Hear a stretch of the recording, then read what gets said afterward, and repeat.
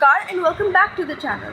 So we are back to read this book called Biochemical Aspects of Neurological Disorders, which was first published in 1959 and contains lectures given in 1957 and 1958 at the Institute of Neurology, National Hospital, Queen Square.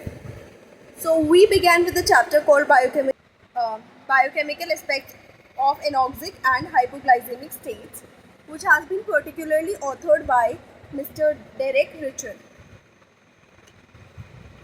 few videos back, and we've covered the introduction and the topic, the metabolic activity of the brain in vivo, and now we are on the topic called mechanisms of energy supply.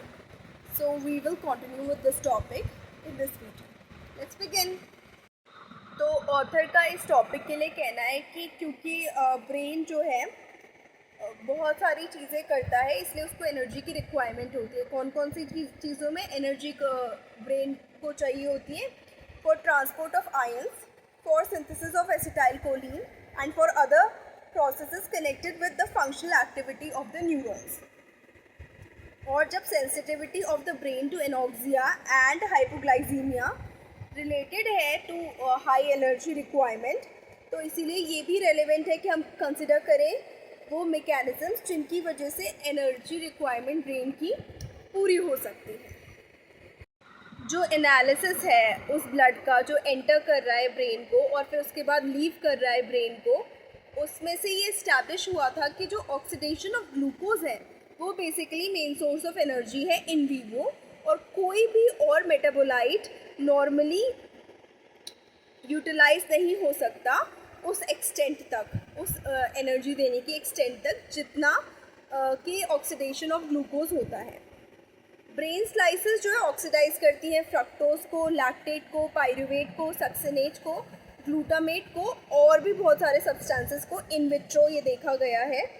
और experiments के through ये भी देखा गया है कि appreciable Uptake होता है ब्रेन में या ब्रेन के द्वारा of labeled amino acids, acetate and other metabolites when they are injected into the blood.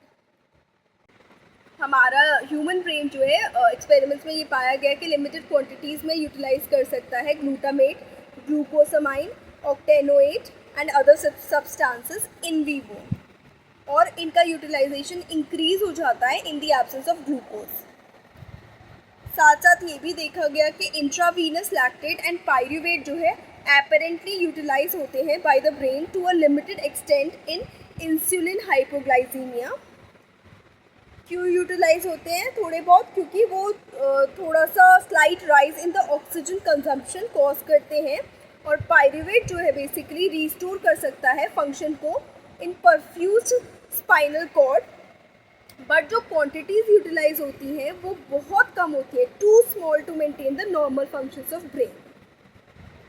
अब गीगर और उनकी कलीग्स ने रिपोर्ट किया था कि जो ऑक्सीजन कंजम्पशन है, इलेक्ट्रिकल एक्टिविटी है और कुछ रिफ्लेक्सेस हैं, वो परसिस्ट करेंगे in the perfused cat brain for more than an hour in the absence of glucose.